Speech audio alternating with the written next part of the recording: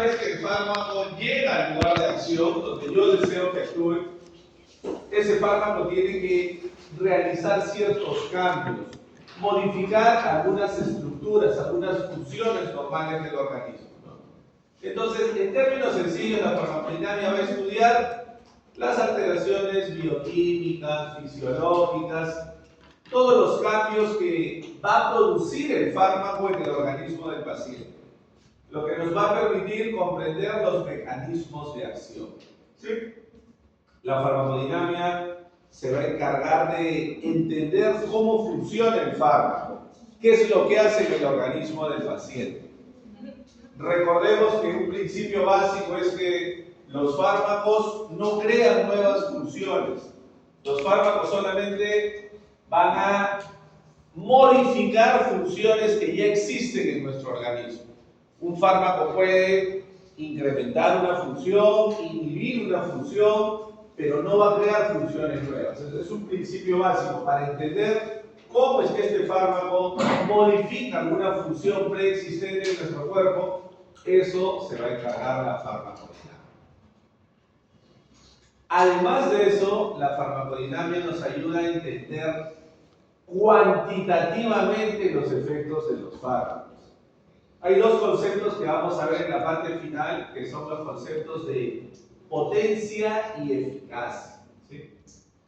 Eso me va a ayudar cuantitativamente a entender el efecto de los fármacos, que yo pueda decir qué fármaco es más potente o qué fármaco es más eficaz. ¿Sí? Eso lo vamos a ver en la parte final de la clase. Antes de eso, a ver, vamos a pasar una más adelante. Debería estar una más adelante. A ver. Para que los fármacos puedan ejercer su mecanismo de acción, en la mayoría de casos los fármacos tienen que unirse a estructuras especializadas llamadas receptores. ¿Qué son los receptores? Los receptores son estructuras proteicas especializadas que se encuentran mayoritariamente en la superficie celular, mayoritariamente en la membrana celular. Y algunos pocos de ellos se encuentran intracelularmente, dentro de la célula. Entonces, una vez que el fármaco llegó al tejido donde yo deseo que actúe, ¿no? Imagínense que tenemos un paciente con una pulpitis irreversible. El fármaco ya llegó, se distribuyó hacia esa pulpa inflamada. Yo quiero saber qué es lo que va a hacer. Para que ese fármaco actúe, tiene que unirse a un receptor específico, que se puede encontrar en la membrana celular o en casos menos frecuentes dentro de la célula. Todos los receptores que existen pertenecen a alguna de estas cuatro familias. Receptores tipo canal iónico, receptores acoplados a proteína G, receptores ligados a enzimas y receptores intracelulares, ¿no? Que obviamente lo vamos a ver ahora con más detalles. Esas serían las cuatro grandes familias a las cuales pertenecen todos los receptores que existen. Como les decíamos, para que un fármaco pueda ejercer su acción, en el 99% de casos se tiene que unir a un receptor. La gran mayoría de fármacos, para ejercer su acción, se van a unir a un receptor. Y aquí viene lo que veíamos hace un momento, ¿no? A ver, aquí viene lo que veíamos hace un momento. Si yo tengo, imagínense ustedes, ¿no? Si yo tengo, de manera muy esquemática, si yo tengo acá una célula y tengo en la superficie un determinado receptor, ¿sí? Tengo acá un determinado receptor. Como les decíamos, los receptores mayoritariamente se encuentran en la superficie celular. Va a venir una molécula que va a activar a este receptor, un determinado ligando, ¿no? Puede ser un ligando endógeno o puede ser un fármaco, una molécula que va a activar ese receptor. Usualmente, entre fármaco y receptor, o entre ligando y receptor, hay distintos tipos de enlaces. Mayoritariamente enlaces débiles. Se dice que usualmente entre un fármaco y su receptor suelen haber entre 6 a 10 diferentes tipos de enlaces. entre 6 a 10 diferentes tipos de enlaces, mayoritariamente enlaces débiles. Y aquí los tenemos ordenados de esa forma. ¿Cuáles son los enlaces más débiles de todos? Las fuerzas de Van der Waals. Entonces, lo que predomina para que ese ligando se una al receptor son enlaces débiles. Sobre todo, fuerzas de Van der Waals. Es lo que más frecuentemente vamos a encontrar. Como son enlaces débiles, usualmente ese ligando se une al receptor, produce una respuesta y luego el ligando se separa y se va a la circulación, se metaboliza y se elimina, ¿no? Entonces es algo que va a depender mucho del tipo de unión. En la mayoría de casos las uniones son muy débiles, ¿no? Menos frecuente los puentes de hidrógeno. Menos frecuente los enlaces iónicos. Y ya extremadamente raro los enlaces covalentes. Puede haber en algunos casos muy puntuales entre el ligando y el receptor existen enlaces fuertes, pero es lo menos frecuente, ¿no? Lo más frecuente es que mayoritariamente haya fuerzas de Van der Waals, menos frecuente puentes de hidrógeno, bastante raro enlaces iónicos y extremadamente raro enlaces covalentes. Entonces recordemos que lo que predomina suelen ser los enlaces débiles, ¿no?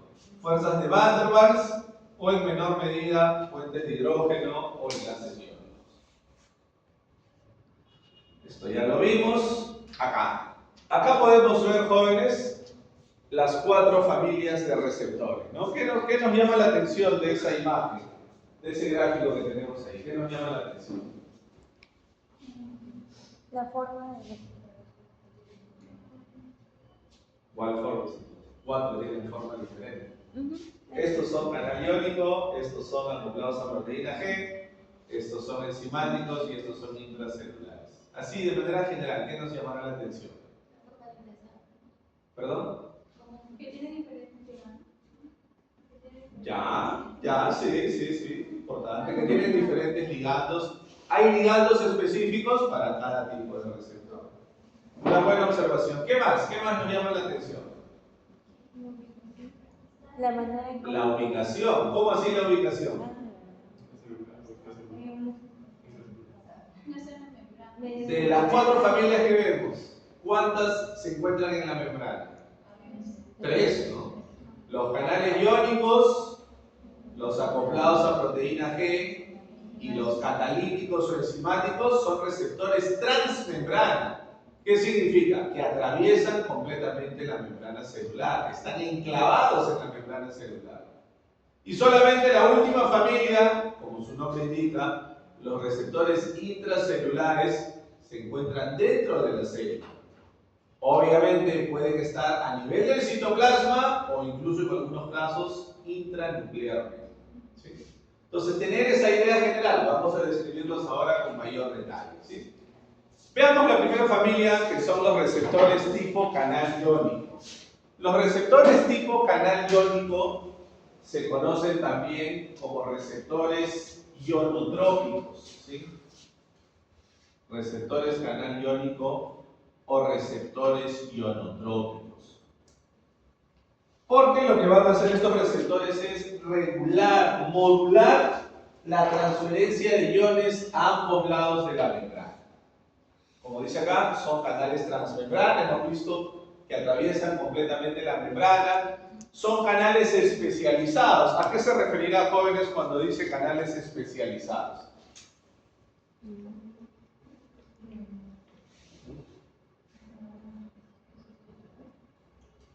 Sin miedo, mejor es opinar y equivocarse que no decir nada. ¿A qué se referirá cuando dice canales especializados? ¿Es selectivo? A que van a tener selectividad por un determinado tipo de ion. Hay canales iónicos selectivos para sodio, otros para cloro, otros para potasio, por eso le dicen canales especializados, que van a regular el flujo de iones a uno y otro lado de la membrana. Hay canales iónicos de sodio, se abrirá el canal iónico, ingresa sodio, porque hay más sodio en el compartimiento extracelular. Pero si fuera un canal de potasio, se abre el canal de potasio. ¿Dónde hay más potasio? ¿En el extra o en el intracelular? en el intracelular. Entonces, si se abre un canal de potasio, ¿qué pasará? Que el potasio va a salir del interior hacia el exterior. Los iones siempre se mueven según su gradiente de concentración. Son regulados por distintos mecanismos de activación. Hay 3 tipos de canales iónicos. Pueden ser activados de 3 maneras. Para nosotros, el más importante es el primero. Los canales iónicos activados por ligando. Canales iónicos activados por ligando. ¿Qué significa? Que se necesita una molécula, se necesita un ligando que se une al receptor para que se abra el canal iónico. Esos son los más importantes para nosotros. Farmacológicamente, los canales iónicos activados por ligando son los más importantes dentro de esta familia de canales iónicos. Canales iónicos activados por ligando. En segundo lugar de importancia, tenemos a los canales iónicos activados por voltaje. Quizás recuerdan ustedes en fisiología cuando vieron neurotransmisión, ¿sí? ¿Se acuerdan? Llega el potencial de acción a la terminación nerviosa, ¿se acuerdan? Y se abre un canal de calcio voltaje dependiente. Ese canal de calcio voltaje dependiente es un tipo de canal iónico activado por voltaje. Esa despolarización abre ese canal iónico de calcio. Ingresa calcio y se liberan los neurotransmisores. Los segundos en importancia, canales iónicos activados por voltaje. Y más raros, poco frecuentes, pero por ahí algunos ejemplos que veremos más adelante, canales iónicos activados por segundo mensajero. Algo muy importante, la respuesta a los canales iónicos es extremadamente rápida. Una vez que el ligando se une al canal iónico, la respuesta es inmediata. Solamente demora milisegundos. Milisegundos, una respuesta extremadamente rápida. Es por eso que este tipo de receptores canal iónico son muy utilizados en la neurotransmisión. Los neurotransmisores, el principal inhibitorio, GABA, el principal excitatorio, glutamato, utilizan mayoritariamente receptores tipo canal iónico. Gracias a que esa respuesta va a ser muy rápida, se requiere una respuesta casi inmediata. Veamos entonces algunos ejemplos. Les comentábamos hace un momento. Por ejemplo, ¿cuál será el principal neurotransmisor inhibitorio en el sistema nervioso central? ¿Se acuerdan? El principal neurotransmisor inhibitorio en el sistema nervioso central.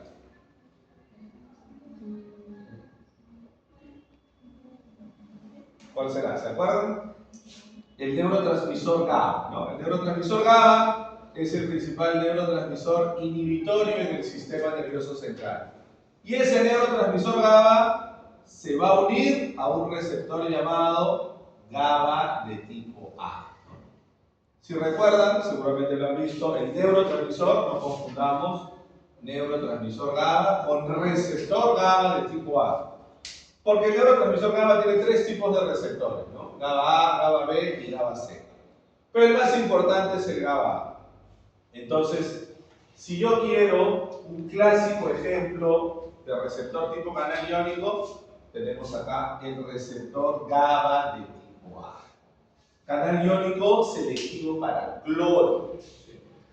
Y acá lo tenemos como ejemplo, ¿no? Receptor GABA de tipo A. ¿Qué fármaco puede actuar en este receptor? Por ejemplo, las benzodiazepinas. Benzodiazepinas como diazepam, alprazolam, clonazepam, midazolam, son benzodiazepinas que van a modular positivamente la actividad del receptor GABA de tipo A. Lo modulan positivamente, es decir, aumentan el número de aperturas del canal, permitiendo mayor ingreso de cloro y eso produce depresión de la función neuronal. ¿Sí? A ver, y si el GABA es el principal inhibitorio, ¿cuál será el principal neurotransmisor excitatorio, Jorge?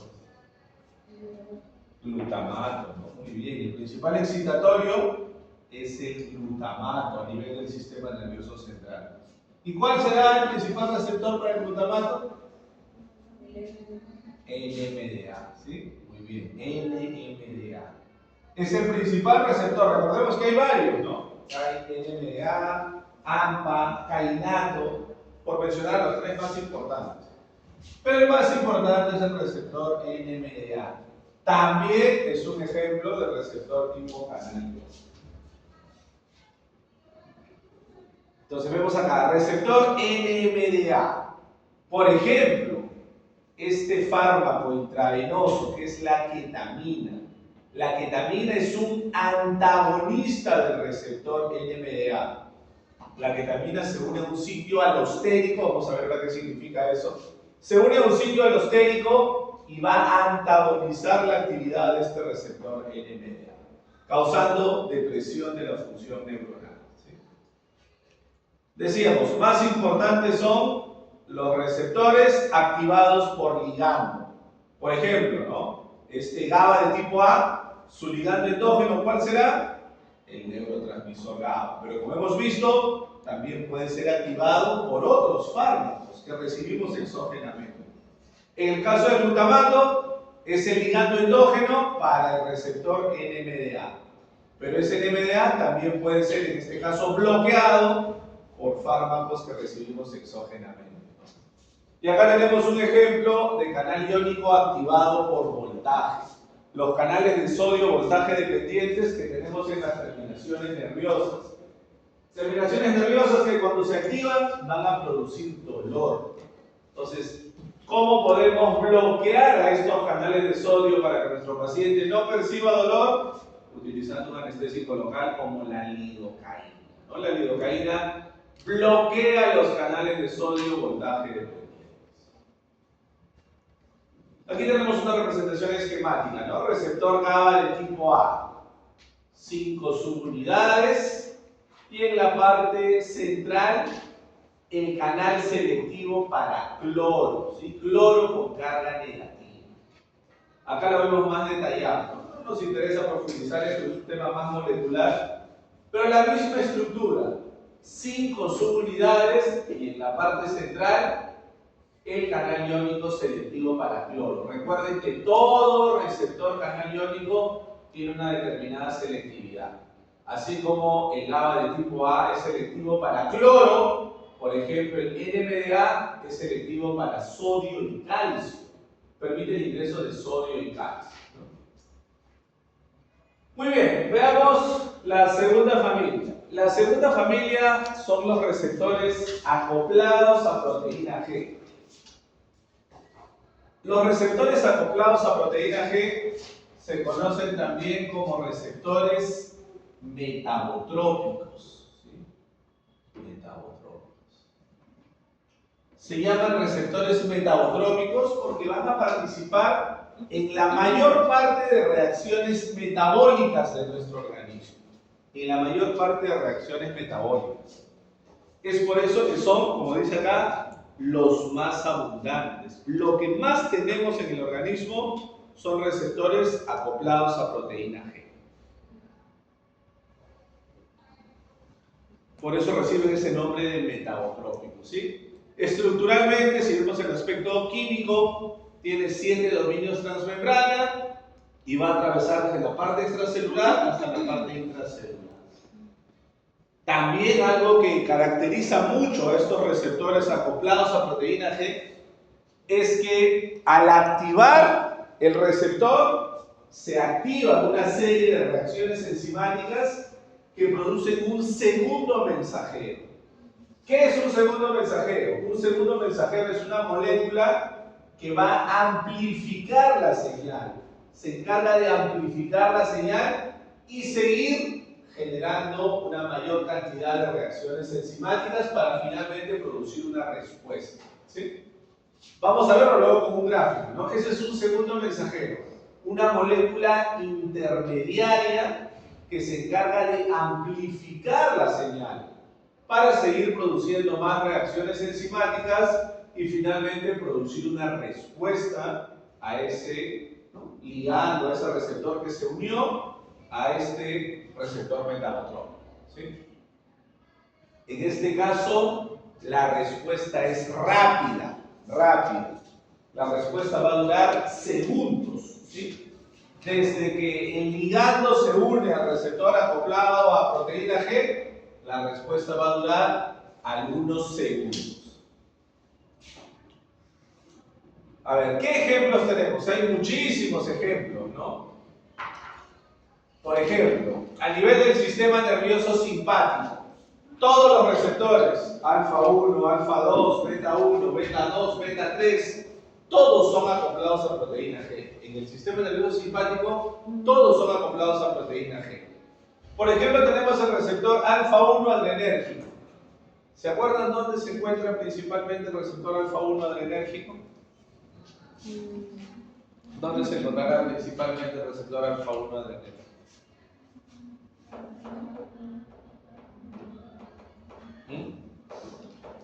¿Dónde se encontrará?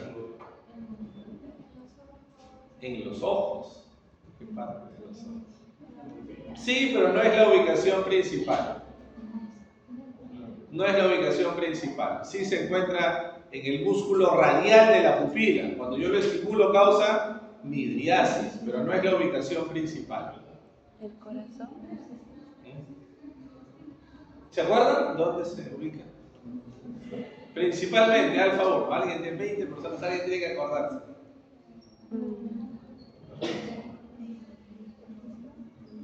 ¿Sí? Diga, señorita. Opinamos mejor y nos equivocamos, mejor que no decir nada. Eso ya en tercero o cuarto orden. No es la ubicación principal. ¿Se acuerdan? El alfa 1 se encuentra en los músculos lisos. Por ejemplo, en músculo liso vascular. ¿Qué pasa cuando se activa el alfa 1 del músculo liso vascular? Produce vasoconstricción. Por ejemplo, la adrenalina estimula ese receptor alfa 1, ese ligando endógeno. Aunque también lo podemos usar como fármaco. Por ejemplo, nosotros cuando usamos anestésico local, usamos lidocaína asociada con adrenalina. Para que localmente, donde yo coloco la lidocaína, se produzca una vasoconstricción. Para que el anestésico local se quede más tiempo en ese sitio. El efecto sea más prolongado, pueda bloquear mejor el dolor, haya menos sangrado del lugar que yo estoy interviniendo. Entonces es por eso que usamos lidocaína asociada con adrenalina. Luego tenemos el beta 1, más fácil. ¿Dónde se encuentra el receptor beta 1? Más fácil, en el corazón, ¿no? Beta 1 es el más abundante a nivel del corazón. ¿Qué pasa cuando se activa el receptor beta 1? Aumenta la frecuencia cardíaca, aumenta la fuerza de contracción, aumenta la velocidad de conducción. ¿En qué enfermedad creen ustedes que puede estar aumentado, ¿no? Todos estos parámetros? Aumenta la fuerza de contracción, aumenta la frecuencia cardíaca, aumenta la velocidad de conducción. La taquicardia. En hipertensión, en una arritmia, una taquiarritmia, en un cuadro de angina. Entonces tenemos fármacos que bloquean a este receptor. Por ejemplo, el atenolol. El atenolol es un bloqueante del receptor beta 1 para reducir esa exagerada actividad del beta 1. Entonces, ¿para qué se usa el atenolol? Como antihipertensivo, como antiarrítmico, como antianginoso. Y luego tenemos también los receptores histaminérgicos, los receptores para histamina. Por ejemplo, el receptor H1. ¿Qué pasa cuando se activa este receptor H1? Produce vasodilatación, prurito, urticaria, aumento de la secreción en las vías respiratorias superiores, ¿no? Típico de algunas reacciones alérgicas, de algunas reacciones de hipersensibilidad. ¿Qué podemos hacer para bloquear ese receptor? Administrar un antihistamínico, como la loratadina, la cetiricina, la fexofenadina, entre otros, ¿no? Por ahí el más popular, que ya saben que el popular nunca es el mejor, ¿no? El más popular nunca es el mejor. Es la cetiricina, ¿no? El más conocido, el más comercial. Y aquí tenemos un poquito lo que les comentaba, ¿no? Decíamos, químicamente tiene 7 dominios transmembrana, es lo que vemos acá. Vean ustedes, atraviesa 1, 2, 3, 4, 5, 6, 7 veces de ida y vuelta la membrana. ¿Por qué se llama receptor acoplado a proteína G? Porque en la parte intracelular está unido a una proteína que se llama, en grupo, todo este grupo se llama proteína G. Por eso decimos receptor acoplado a proteína G. Como ven ustedes, esta proteína G, cuando se encuentra en reposo, tiene tres subunidades. Subunidad alfa, subunidad beta y subunidad gamma. Y en reposo está unida a un GDP. ¿Qué sucede cuando viene ligando y se une a la parte extracelular? Se activa el receptor, se intercambia el GDP por el GTP y se separa esta fracción. Se separa la fracción alfa-GTP. Eso va a pasar siempre. Entonces, esto nos lleva a lo que vamos a ver ahora. ¿Sí? A ver. Hay algunos tipos especiales que vamos a ver. Dentro de la proteína G hay subtipos de proteína G. Hay, por ejemplo, proteína G de tipo estimulante, proteína G de tipo inhibitoria, proteína G de tipo Q y proteína G de tipo O. ¿Sí? Vamos a ver de forma general cuál es la secuencia de reacciones enzimáticas para cada uno de estos tipos de proteínas. Todos son proteínas G, pero tiene subtipos específicos, ¿sí? Subtipos específicos. Veamos primero la GQ. ¿Qué pasa con la GQ? Vean ustedes. Viene ligando, nuevamente vemos, ¿no? 1, 2, 3, 4, 5, 6, 7 dominios transmembranos. Viene ligando, se une a la parte externa, se separa la fracción alfa-GTP y va a activar a una enzima, que es la que vemos acá, la que está esquematizada en color celeste. La fracción alfa-GTP activa esta enzima. Esta enzima se llama fosfolipasa C, una enzima que normalmente se encuentra en las membranas celulares. Entonces, al activarse la proteína G de tipo Q, a su vez esta fracción alfa-GTP se disocia y activa la enzima fosfolipasa C. Esta enzima fosfolipasa C, como vemos acá, va a hidrolizar a un fosfolípido de membrana. Este fosfolípido de membrana se llama, lo que dice acá son las siglas, ¿no? Se llama fosfatidil inositol difosfato. Y lo va a metabolizar en dos componentes. Lo hidroliza en dos componentes: diacilglicerol e inositol trifosfato. Acá, este es el segundo mensajero. La molécula que se va a producir como resultado de unas reacciones enzimáticas y se encarga de amplificar la señal. En este caso, el segundo mensajero es el inositol trifosfato. El inositol trifosfato viene, va al retículo sarcoplásmico y produce la liberación de calcio. Este calcio va a promover la activación de una proteína quinasa C. El diacilglicerol produjo una activación de la proteína quinasa C, pero esta proteína quinasa C activa necesita el calcio para continuar fosforilando proteínas. Eso es lo que les decíamos, ¿no? Los receptores acoplados a proteína G producen un segundo mensajero que se encarga de amplificar la señal, de producir una mayor cantidad de reacciones para finalmente producir un efecto. ¿Sí? Entonces, de forma resumida, doctor, ahí hay muchas reacciones, no me voy a acordar. ¿Qué es lo más importante? ¿Qué es lo que hace la proteína GQ? Que es la que estamos viendo ahí, la proteína GQ. Aumenta la formación de inositol trifosfato. Aumenta la formación del segundo mensajero, que en este caso es el inositol trifosfato. Y promueve la activación de la proteína quinasa de tipo C. Ojo que en este caso es proteína quinasa de tipo C porque depende de calcio. Necesita el calcio para continuar fosforilando proteínas y producir los efectos que se van a generar finalmente. Eso sería la G de tipo Q. Acá tenemos la G de tipo S, ¿no? La G de tipo S.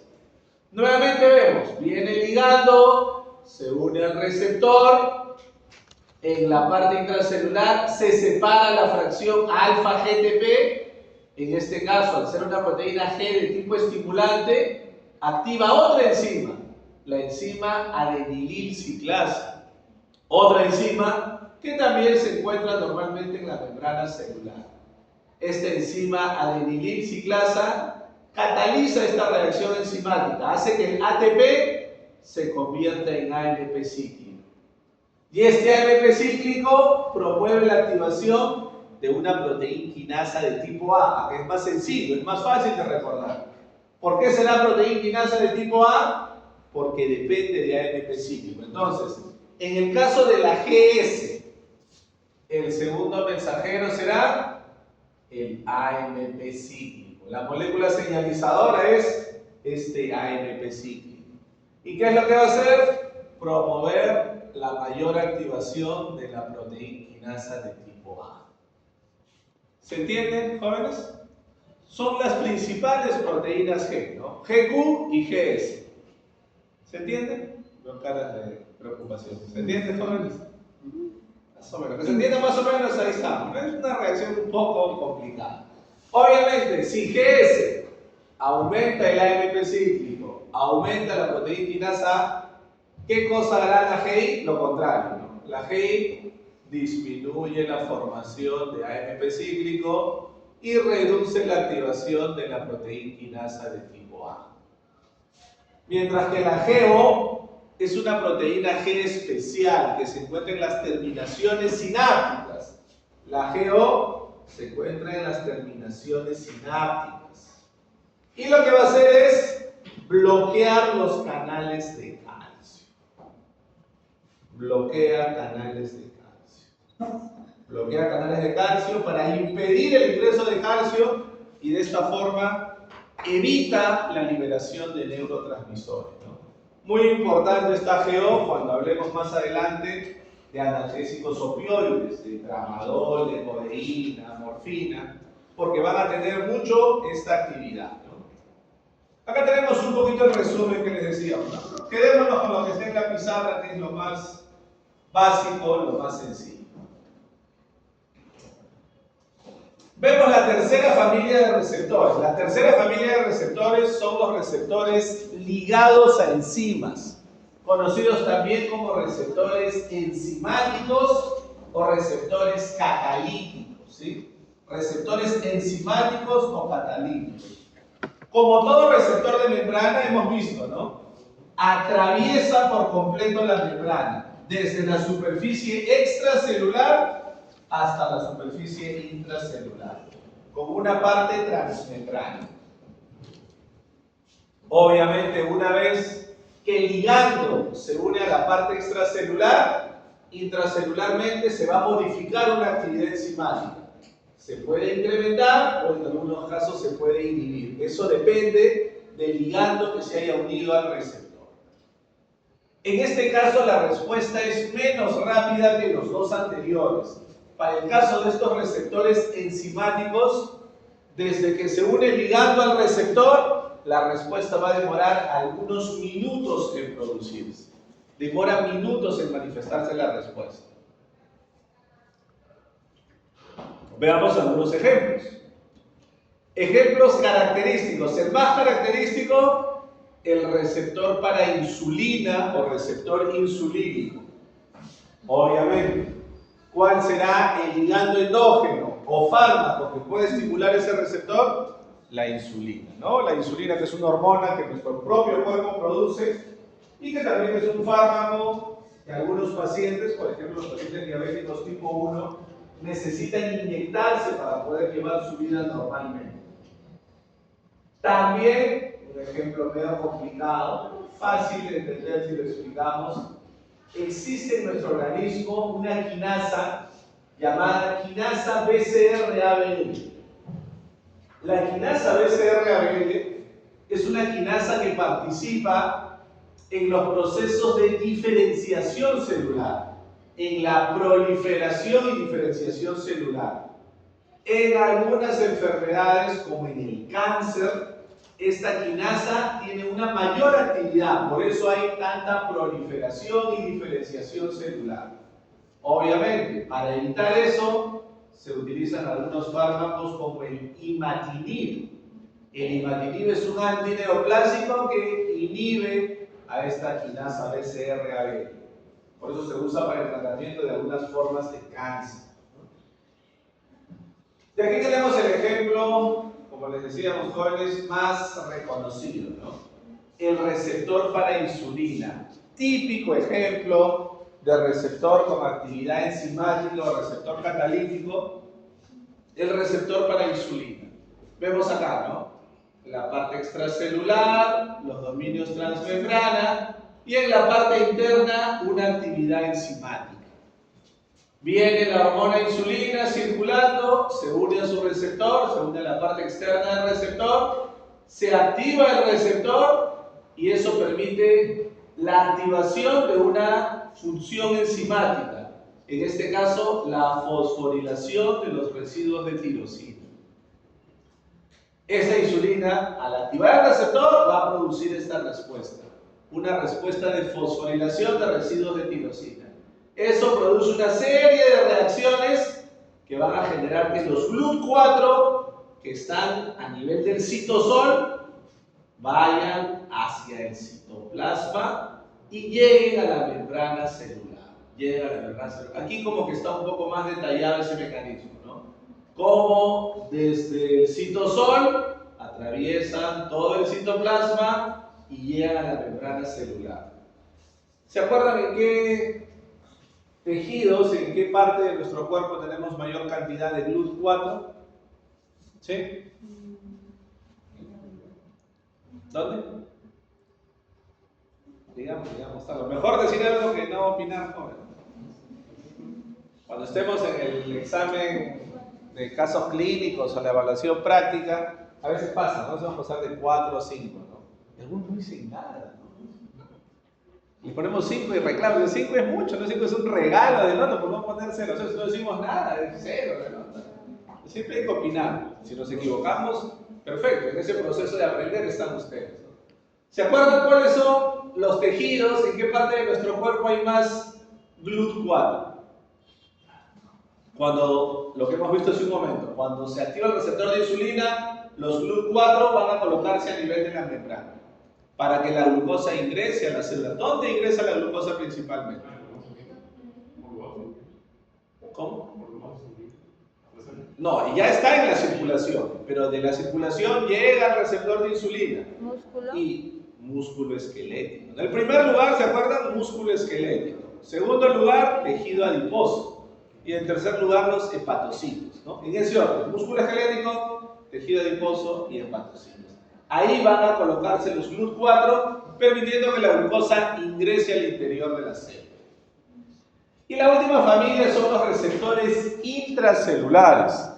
Los receptores intracelulares se conocen también como receptores ligados al ADN. Así se conocen, como receptores ligados al ADN. Porque parte de su actividad es que el receptor, junto con el ligando, tienen que ingresar al núcleo. Y una vez que ingresan al núcleo, se unen a un sitio específico del ADN, ¿no? Entonces, ¿qué eso va a pasar? Que viene el ligando, encuentra el receptor a nivel del citoplasma y así el complejo ligando-receptor ingresa al núcleo y se une a un sitio específico en el ADN.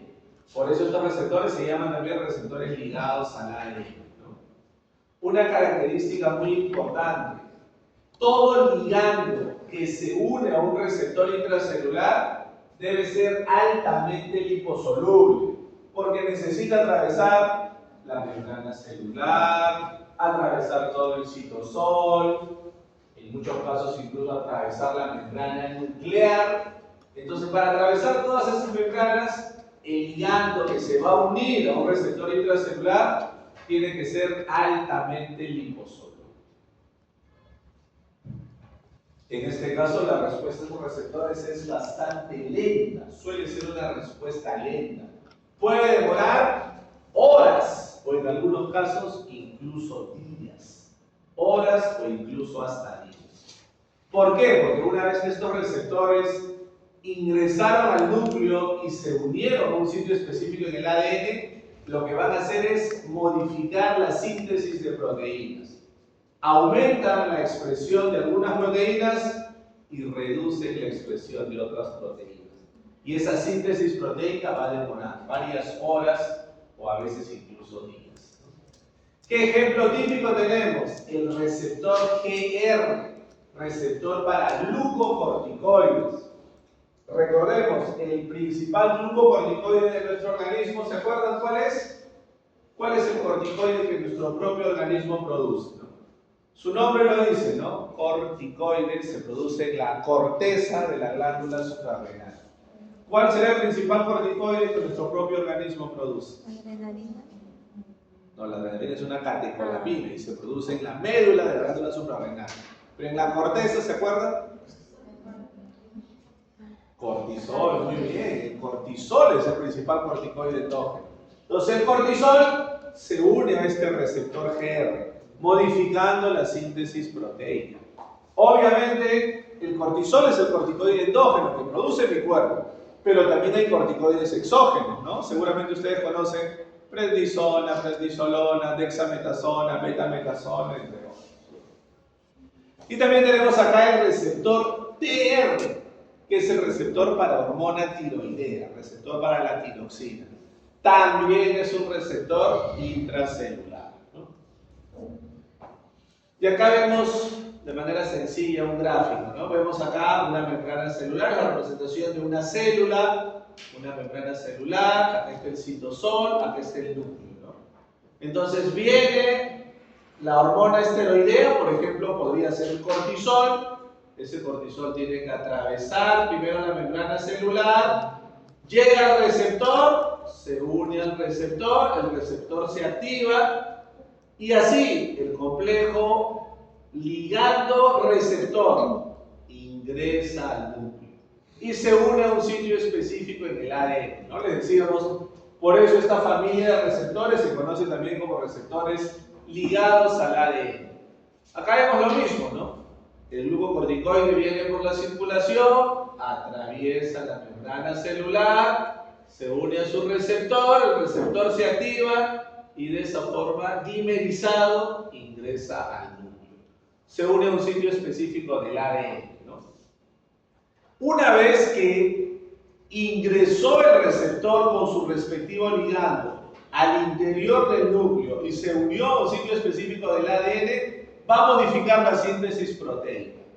En algunos casos puede favorecer la formación de algunas proteínas.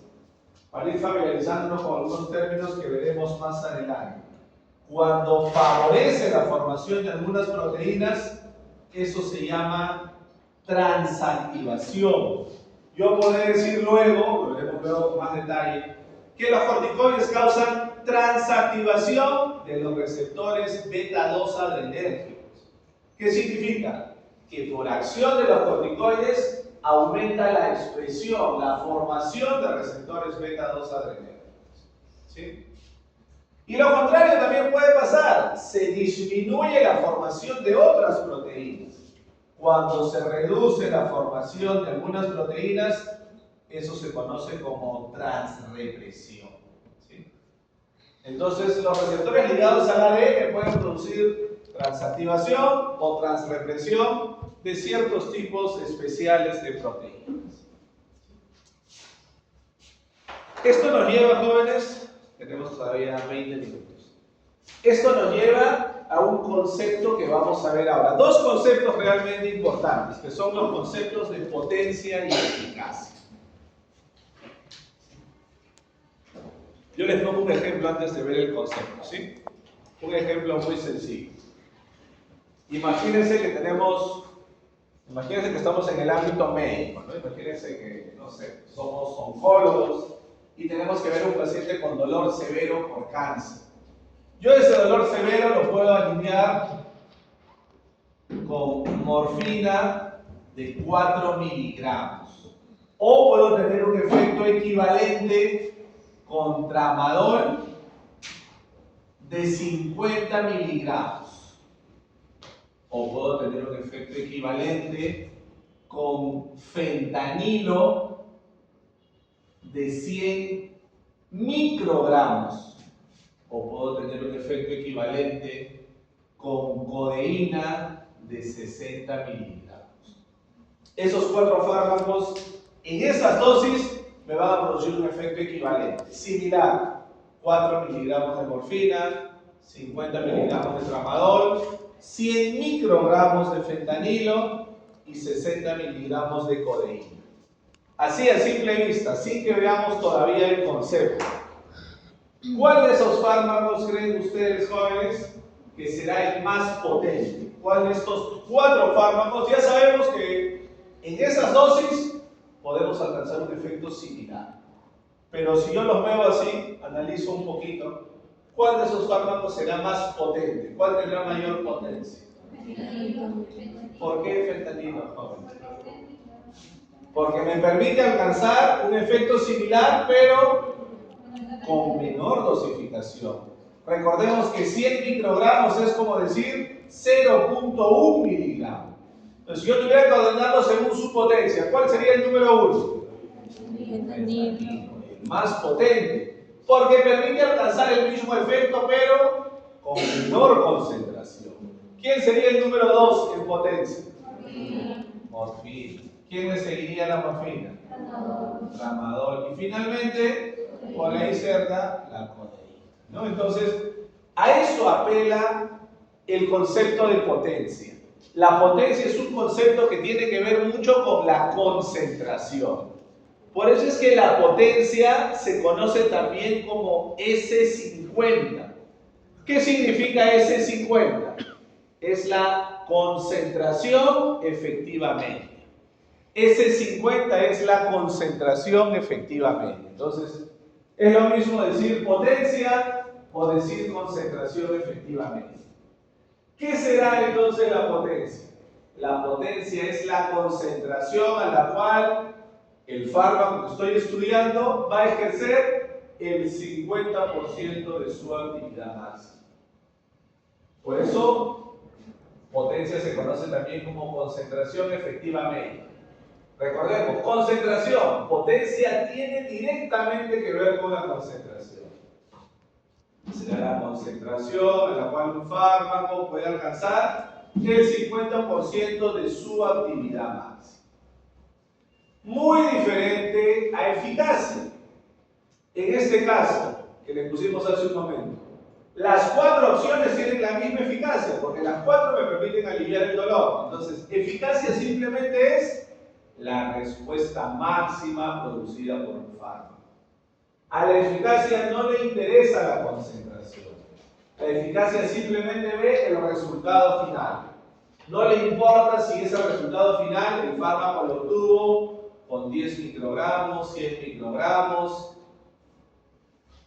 500 miligramos, 1 gramo, no le importa. Simplemente la eficacia, por eso se llama Emax, es decir, efecto máximo, efecto máximo.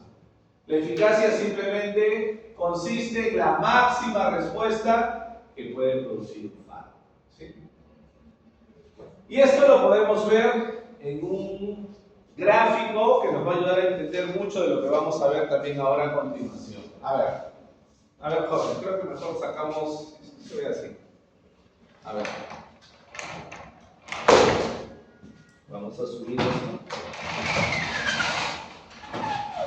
Ahí está. A ver. Tenemos esta curva que la vamos a ver mucho en esta parte, ¿no? Esta curva que es en el eje horizontal concentración, empezamos de 0 y continuamos 1, 2, 3, ¿no?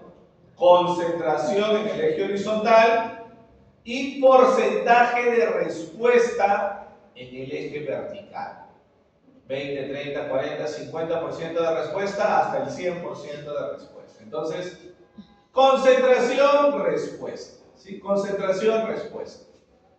Yo veo que para el fármaco A, la curva de color celeste, yo cuando empiezo a aumentar la concentración, poco a poco empieza a aumentar la respuesta. Conforme voy aumentando más la concentración, también aumentamos más la respuesta. Hasta llegar a un punto máximo, en el cual por más que yo siga aumentando la concentración, ya el efecto se quede en ese mismo nivel, porque ya llegamos a la respuesta máxima. ¿Sí? Entonces, si yo tuviera que ver eso para el fármaco A, ¿cuál sería la potencia para el fármaco A? Yo digo, ¿cuál es la respuesta máxima que produce el fármaco A, jóvenes? ¿Cuál será la respuesta máxima? 1, o sea, 100% de respuesta. Me dicen, la potencia será la concentración a la cual el fármaco alcanza el 50% de su actividad máxima. ¿Cuánto será el 50% de 1? 0.5. Entonces yo veo, prorrateo acá, ¿no? Aquí estaría la potencia.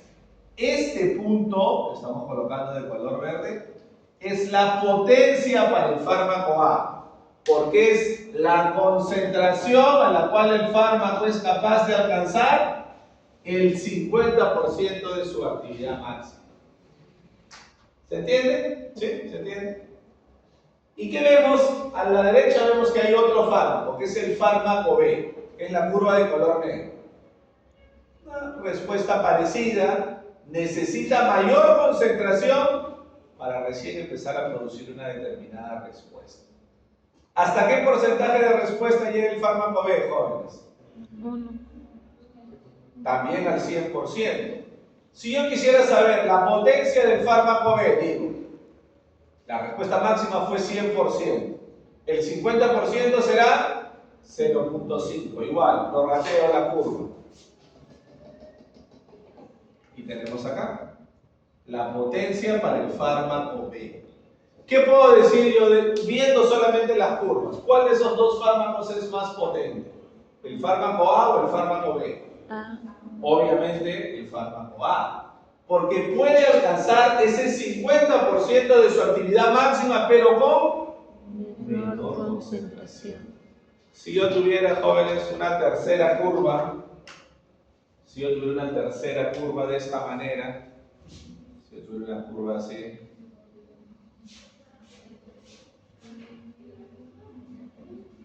que sería el fármaco C. Yo digo, a ver, más o menos, ¿no? Yo digo, ese fármaco C ha llegado más o menos, como que aún poner aleatoriamente, digamos, ¿no? 75%, 0.75.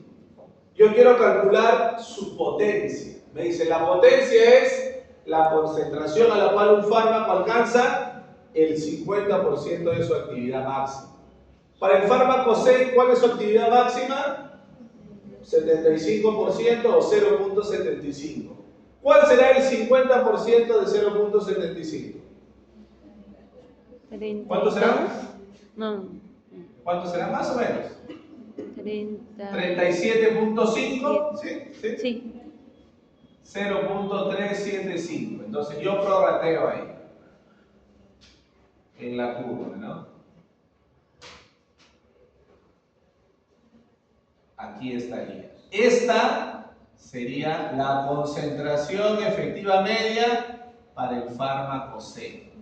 ¿Qué podría decir yo si comparo el fármaco A, fármaco B y fármaco C? ¿Cómo puedo comparar, por ejemplo, la potencia? Yo puedo decir, el fármaco A es más potente que el fármaco B y que el fármaco C, ¿correcto? Pero si yo comparo solamente A con B, yo digo, A es más potente que B, pero ambos son igual de eficaces. Ambos son igual de eficaces. Y si lo comparo con el fármaco C, yo digo, el fármaco A y B son igual de eficaces, pero ambos son más eficaces que el fármaco C. Porque recuerden que la eficacia solamente evalúa la máxima respuesta conseguida. ¿Sí? ¿Se entendió? Y eso lo vemos de la misma manera en los siguientes gráficos, ¿no? De la misma manera en los siguientes gráficos. Vemos acá en el gráfico de la derecha, por ejemplo, ¿no? Concentración efectiva media, concentración a la cual un fármaco alcanza el 50% de su actividad máxima. Lo mismo vemos acá, en esta parte superior, en este dibujo, en este gráfico A. Lo mismo, ¿no? Yo puedo decir el fármaco X es más potente que el fármaco Y. Pero ambos son igual de eficaces. Acá yo podría decir, el fármaco X es más eficaz que el fármaco Y. ¿Y cómo será su potencia, jóvenes? Así, si al ojo calculamos. ¿Cómo será la potencia en estos casos? Vean ustedes, la potencia de X estaría más o menos por acá. Y la potencia de Y estaría más o menos por acá. ¿Cuál de los dos será más potente? X. X, ¿no? Entonces yo aquí podría afirmar que el fármaco X es más eficaz y también más potente que el fármaco Y. ¿Sí? Esto nos lleva, yo creo que esto ya con calma lo vemos en la práctica, ¿sí? Porque nos quedan 10 minutos, ¿sí, jóvenes? Esto con calma lo vemos en la práctica porque hay que explicar un poquito algunos dibujos más y una clasificación de agonistas y antagonistas. Nos vemos en 15 minutos. Hemos visto ahora en la teoría esta última parte, que es un poquitín más de cuando o un fármaco interactúa con su respectivo receptor. Vamos a tener algunos conceptos importantes como agonista, antagonista, incluso datos específicos dentro del antagonista. A ver, vamos a pasar esto. Primero la definición de agonista. ¿Qué será un agonista? A ver, lo que hemos venido viendo temprano, ¿no? Imagínense ustedes que tenemos una célula, que tenemos un receptor, ¿sí? Y obtengo una molécula que va a unirse a este receptor, ¿sí? Entonces, ¿qué características debe tener esa molécula para que yo la pueda nombrar como agonista? Lo primero, debe tener afinidad por el receptor. Entonces, la primera característica que debe cumplir un agonista es tener afinidad por el receptor. Lo que vemos acá, ¿no? De forma muy esquemática. Que tenga una estructura complementaria. Una estructura complementaria, como llave y cerradura. Afinidad por el receptor. El agonista debe tener una estructura que sea complementaria con la estructura del receptor. Y lo segundo, el agonista debe tener actividad intrínseca. Actividad intrínseca. ¿Qué significa actividad intrínseca? Que una vez que se unió al receptor, va a producir algún cambio, alguna alteración en ese receptor. Si es un canal iónico, se abrirá el canal iónico. Si es una proteína G, se va a activar la proteína G. Si es un receptor intracelular, ingresará al núcleo y modificará la síntesis del ADN. Entonces, eso es actividad intrínseca, la capacidad que tiene esa molécula de luego de haberse unido al receptor, producir algún tipo de modificación, algún tipo de cambio. ¿Sí? Entonces, esa es la definición general que tenemos para agonista. Toda molécula que se une a un receptor y lo estabiliza en su configuración activa. Promueve la activación del receptor, como les decíamos. Si es un canal iónico, que se abra. Si es una proteína G, que se active la proteína G, etcétera, etcétera. ¿Sí? Dependiendo del receptor, obviamente lo que hemos visto, ¿no? Los agonistas pueden ser ligandos endógenos que nuestro propio organismo produce o podrían ser fármacos. Como el último ejemplo que veíamos, ¿no? Yo tenía, por ejemplo, el receptor, ¿se acuerdan uno de los últimos que hemos visto? El receptor GR. Ese receptor GR puede ser activado por un ligando endógeno. ¿Cuál es el ligando endógeno del receptor GR, decíamos, jóvenes? ¿Se acuerdan? La hormona que nuestro propio organismo produce. ¿Cuál es el corticoide natural que produce nuestro organismo? El cortisol. Por ejemplo, el ligando endógeno para este receptor GR es el cortisol. Es un ligando endógeno. Pero también hay fármacos que pueden actuar uniéndose a ese receptor. Los fármacos serán, por ejemplo, los corticoides que conocemos. Prednisona, dexametasona, betametasona, entre otros, ¿no? Entonces, recordar que un agonista puede ser un ligando endógeno o puede ser un fármaco. Lo que tiene que cumplir siempre es que tenga afinidad y que tenga actividad intrínseca. ¿Sí? ¿Está claro? ¿Se entendió? Vamos al siguiente paso entonces. Vamos al siguiente nivel. ¿Sí? Si hay agonista, obviamente también habrá un antagonista. Y vamos ahora con eso, ¿no? ¿Qué será un antagonista? Ya lo puedo. Un antagonista, vemos lo mismo acá, la misma representación esquemática. ¿Sí? Tenemos acá un receptor y tenemos en este caso un antagonista.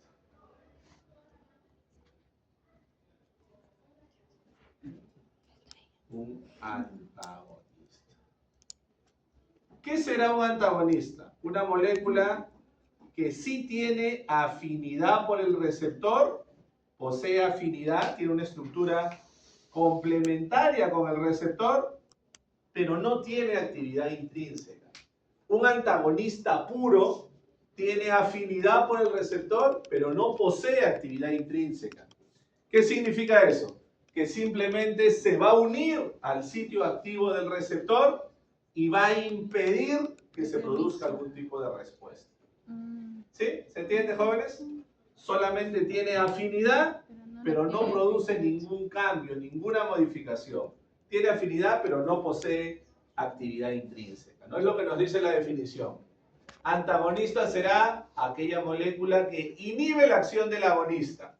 Porque obviamente, al estar unido el receptor, si yo tengo una molécula de agonista, ¿se podrá unir el agonista?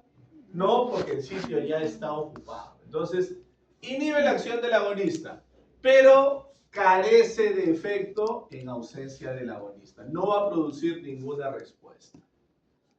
Estos antagonistas, y aquí viene lo interesante, se pueden dividir en antagonistas que actúan en el mismo receptor, que compiten por un mismo receptor, o antagonistas que no actúan en el mismo receptor. Que lo vamos a ver ahora a manera de una clasificación. ¿Sí? A ver, ¿qué tenemos ahí, jóvenes, en el gráfico A, en la imagen A? ¿Qué tenemos en la imagen A? Están esquematizando un receptor tipo canal iónico. Un receptor tipo canal iónico. Ojo que el receptor tiene dos sitios importantes. Un sitio activo, que vemos acá, el más importante. Un sitio activo conocido también como sitio de unión al agonista. Sitio activo o sitio de unión al agonista. El más importante. Y en otro sitio diferente tenemos un sitio alostérico. Sitio para la unión de un antagonista alostérico. Entonces tenemos dos sitios importantes. El más importante es el que está más extracelular. El sitio de unión al agonista. Y hacia un lado tenemos el sitio de unión para el antagonista alostérico. Conocido también simplemente como sitio alostérico. ¿Sí? ¿Qué tenemos en la imagen B? Viene un agonista, se une el agonista y decíamos, ¿qué requisitos debe cumplir el agonista, jóvenes? Afinidad. Tiene afinidad, su estructura es complementaria y también tiene actividad intrínseca. En este caso, ¿qué está produciendo? La apertura del canal iónico. ¿Sí? Entonces, cumple el agonista con esas dos actividades. Tiene afinidad, una estructura complementaria con el receptor. El agonista se une al sitio activo del receptor y también tiene actividad intrínseca. Está produciendo la apertura de este canal iónico, permitiendo el ingreso o la salida de iones dependiendo cuál es su selectividad. A ver, ¿qué tenemos acá en el gráfico C? Esto es interesante para poder explicar. A ver, imagínense ustedes, imagínense que tenemos nuevamente, ¿no?, una célula, tenemos acá un receptor y digamos que se ha unido un antagonista, ¿sí? Digamos que se ha unido un antagonista. Tenemos acá un antagonista. Pero este antagonista se ha unido solamente con enlaces débiles, como suele pasar mayoritariamente entre molécula y receptor. Se ha unido con enlaces débiles. Y yo tengo acá, aparte, una molécula de agonista. Si yo tengo una molécula de agonista, ¿este agonista podrá ocupar este sitio activo del receptor? No lo puede ocupar porque ya se unió el antagonista. Pero ¿qué pasa si en lugar de tener una molécula, yo incremento la cantidad del agonista? Ya no tengo una, sino ahora tengo 3 moléculas. Tengo 3 moléculas de agonista. Resaltando que los enlaces entre el antagonista y el receptor son enlaces débiles, como hemos visto en la mañana, ¿no? Fuerzas de Van der Waals o puentes de hidrógeno. ¿Qué pasará si yo tengo 3 moléculas de agonista? ¿Podremos desplazar al antagonista? ¿Sí? Sí. ¿Se podrá desplazar? ¿Qué Sí. dicen ustedes? ¿Sí? ¿Cómo que no? ¿Sí? ¿Se Sí, podrá desplazar? porque- Claro que sí. Por ley de masas, si ambos tienen afinidad por el receptor, va a ganar el que esté en mayor concentración. ¿Qué va a suceder? El agonista va a desplazar al antagonista. Por ley de masas, el agonista desplaza al antagonista. ¿Sí? Y tenemos que nuevamente el agonista se ha unido al receptor. Pero ¿qué es lo que hemos necesitado? Hemos necesitado tener mayor cantidad de agonista para poder desplazar al antagonista. Por eso este tipo de antagonista, que ya lo sacamos, ¿no? Digamos que se ha quedado afuera, digamos que se ha quedado por acá. Este tipo de antagonista se llama antagonista competitivo. Este tipo de antagonista se llama antagonista competitivo. ¿Por qué? Porque al haber tenido enlaces débiles con el receptor, ha podido ser desplazado. Existe la posibilidad de competencia. Si yo aumento la concentración de agonista, el agonista va a desplazar al antagonista. Por eso se llama antagonista competitivo. ¿Se entiende, jóvenes? ¿Sí? A ver, eso es lo que vemos acá, ¿no? Se une el antagonista, en un primer momento, si yo tengo una sola molécula de agonista, no podemos desplazarlo. Pero si yo tengo varias moléculas de agonista, ¿qué va a pasar? Que vamos a desplazar al antagonista y vamos a superar ese problema, pero utilizando mayor concentración de agonista. Muy diferente a lo que vemos acá, muy diferente a lo que vemos acá. Si yo tengo acá un antagonista que se une a un sitio alostérico. ¿Qué pasa cuando el antagonista se une a un sitio alostérico? El sitio alostérico, como decíamos, es un sitio diferente al sitio activo. Al unirse al sitio alostérico, la estructura del receptor, la estructura interna tridimensionalmente, cambia, se modifica. Y al cambiar la estructura del receptor, luego, por más que venga el agonista, no se va a abrir el receptor, porque ya previamente el antagonista alostérico modificó internamente la estructura. ¿Se entiende, jóvenes? ¿Aquí hay posibilidad de competencia? ¿Hay posibilidad de competencia acá? No, porque son dos sitios diferentes, son dos lugares diferentes. El antagonista alostérico, al unirse a este sitio alostérico, cambia, altera, modifica tridimensionalmente la estructura del receptor. Viene el agonista, se une al sitio activo, ya no puede producir ninguna respuesta. Entonces, ¿no? Imaginemos un tercer escenario. Imaginemos un tercer escenario. Imaginemos ahora que tenemos igualmente 3 moléculas de agonista. Pero imaginemos ahora que el antagonista, digamos que es otro tipo de antagonista, se está uniendo de una manera distinta. El antagonista se está uniendo ahora con eso raro, con eso poco frecuente, que son los enlaces estables, los enlaces covalentes. El antagonista ahora se está uniendo con enlaces fuertes, con enlaces covalentes. Si yo aumento la cantidad de agonista, ¿podremos desplazar al antagonista?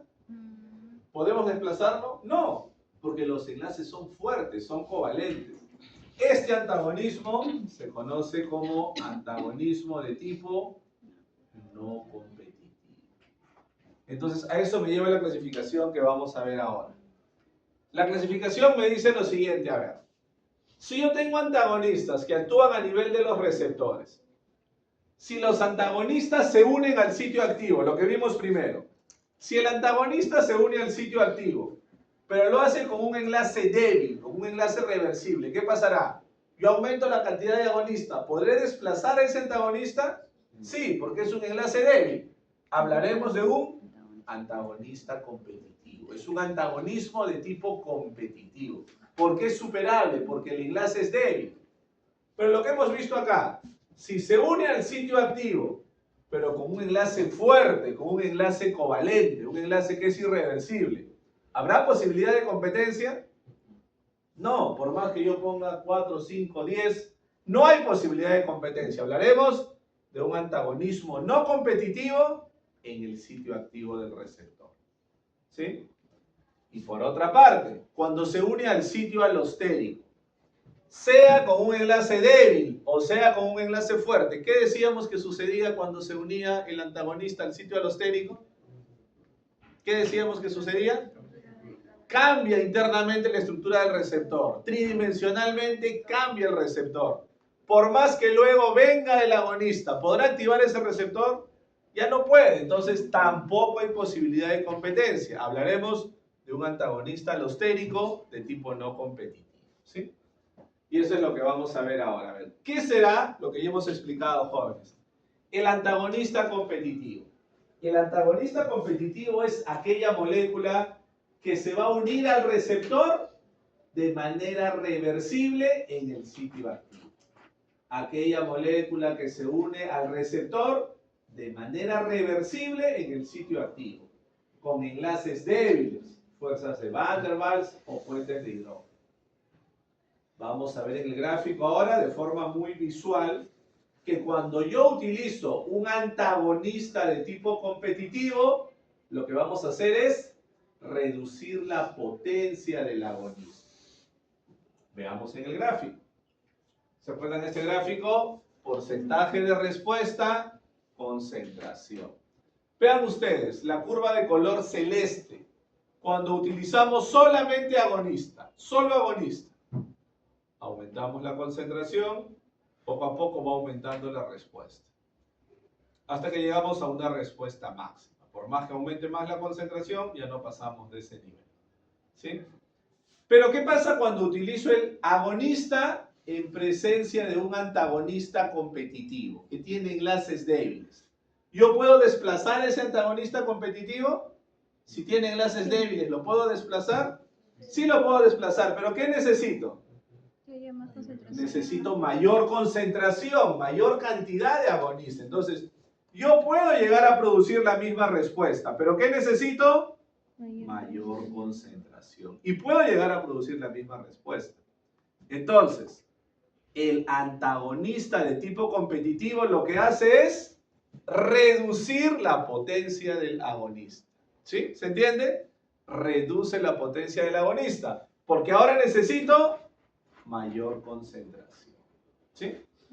Pero se mantiene la eficacia. Por ejemplo, típico ejemplo de antagonista de tipo competitivo. A ver, por poner un ejemplo, hay de verdad infinidad de ejemplos, ¿no? Interminable cantidad de ejemplos.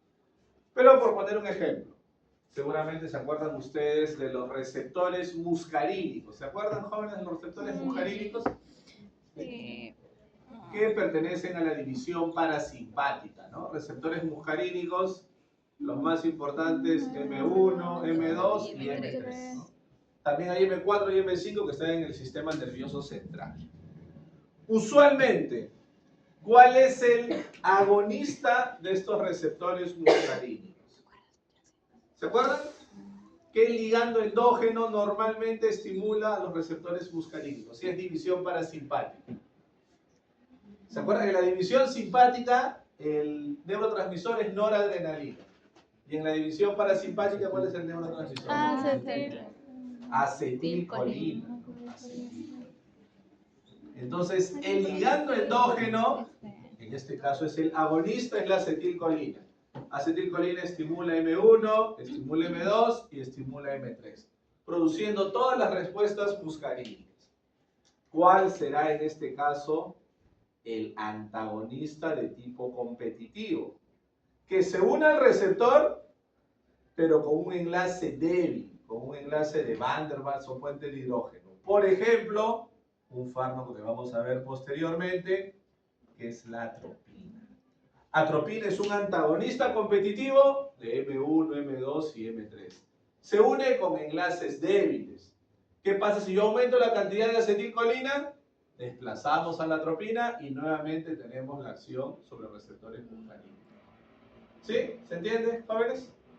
Para eso tenemos que saber fisiología, ¿no? Si recordamos un poco, es más sencillo de relacionar las ideas. Obviamente también tenemos antagonistas no competitivos, como lo acabamos de ver. ¿Cuándo hablaremos de un antagonista no competitivo? Aquella molécula que se une al sitio activo, pero con un enlace fuerte, con un enlace irreversible. Por ejemplo, enlaces covalentes. O que se une al sitio alostérico. Al sitio alostérico se puede unir con un enlace débil o un enlace fuerte. Siempre va a ser un antagonismo no competitivo. En este caso, el antagonista no competitivo lo que reduce es la eficacia del agonista. Reduce la eficacia del agonista. Y lo vemos aquí en el gráfico. El mismo gráfico, ¿no? Porcentaje de respuesta, concentración. Vemos solamente agonista. Vemos acá la curva de color celeste. Solo agonista. Agonista en presencia de antagonista. ¿Podemos llegar a la respuesta máxima, jóvenes? No, no, porque los receptores van a estar ocupados de manera no competitiva. En este caso, el antagonista no competitivo lo que reduce es... ¿Qué reduce acá? ¿Qué es lo que vemos que reduce? La eficacia. Reduce la eficacia del agonista, pero mantiene la potencia. Reduce la eficacia del agonista, pero mantiene la potencia. ¿Qué ejemplo podríamos tener acá? Aquí sí hay pocos ejemplos, ojo, de antagonismo no competitivo suele haber pocos ejemplos. Mucho más hay de competitivo, vamos a ir viendo conforme desarrollemos más grupos de fármacos, ¿no? Para no llenarles mucho la cabeza de nombrecitos. Pero de no competitivo hay pocos. Por ejemplo, un receptor que hemos visto en la mañana, el receptor NMDA. ¿Sí? El receptor más importante para el glutamato. Entonces, el agonista de este receptor, ¿cuál será el ligando endógeno que estimula el receptor NMDA? El glutamato. El glutamato es el ligando endógeno, el agonista para este receptor.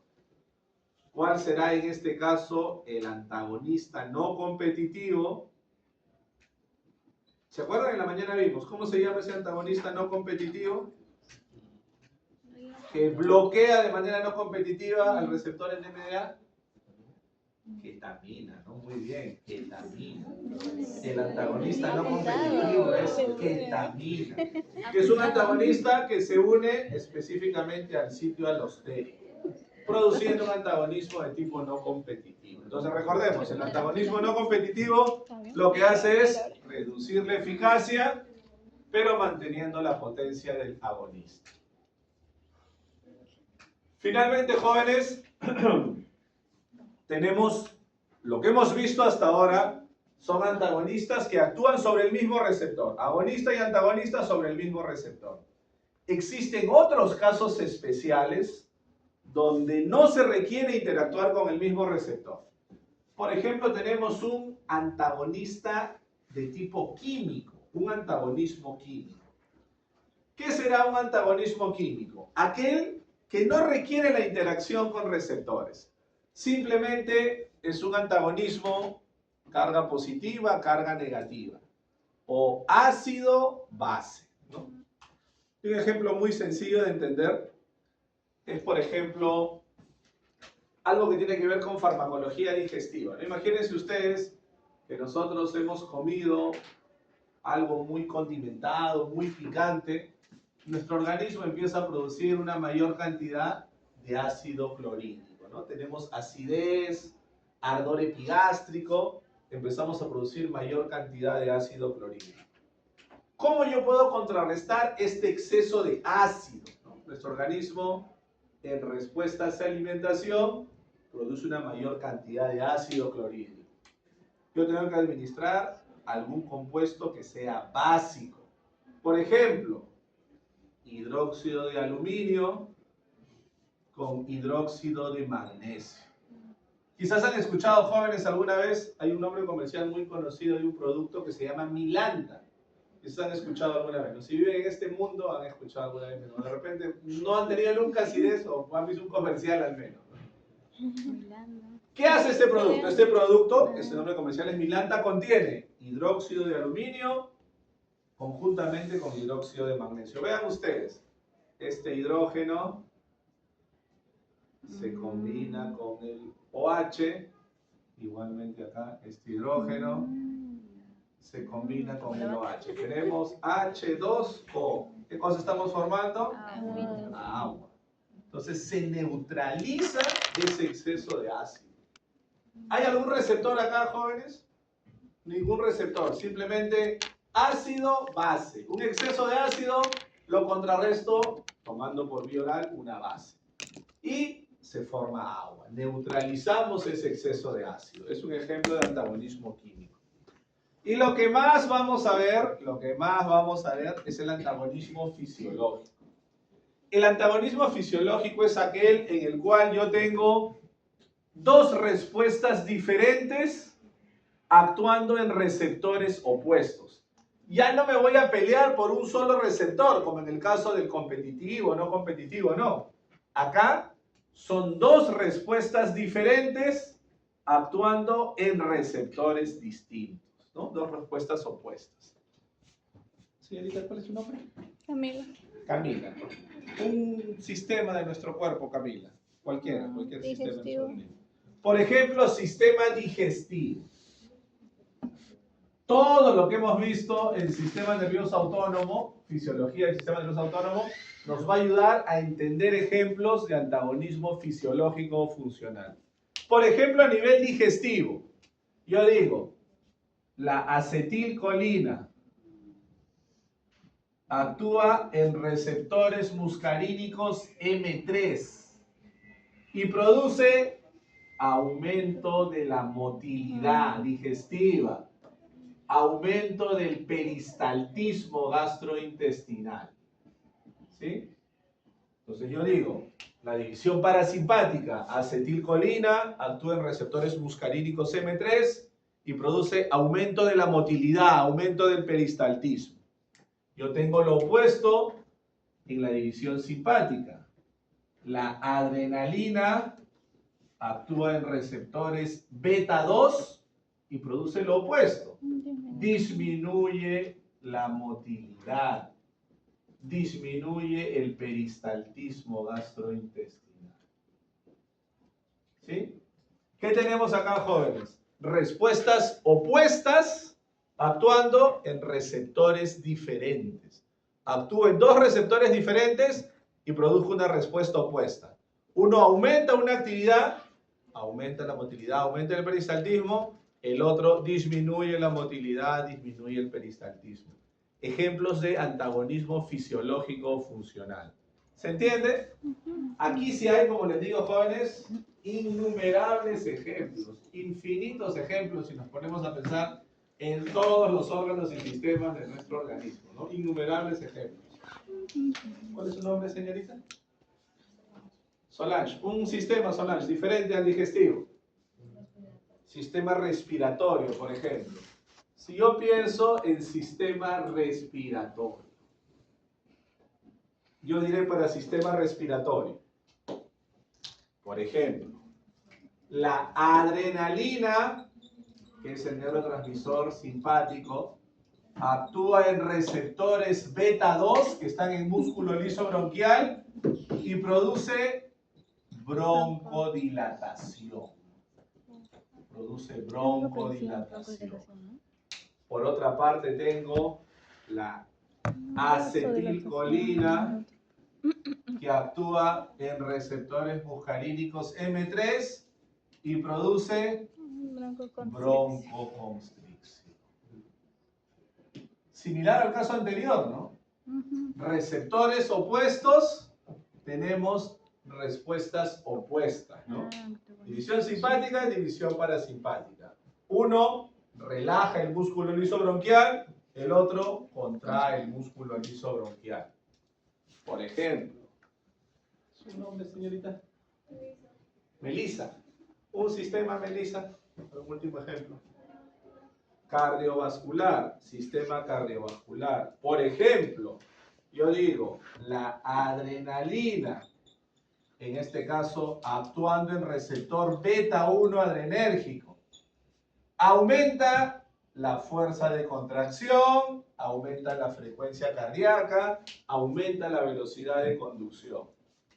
Por contraparte, la acetilcolina, en este caso actuando en receptores muscarínicos M2, disminuye la frecuencia cardíaca, disminuye la fuerza de contracción, reduce la velocidad de conducción. Respuestas opuestas actuando en receptores diferentes. ¿Sí? Entonces, eso es lo que más ejemplos va a haber, jóvenes. Antagonismo funcional o antagonismo fisiológico. Muy bien, con esto estamos terminando lo que corresponde a la teoría, jóvenes. Vamos a pasar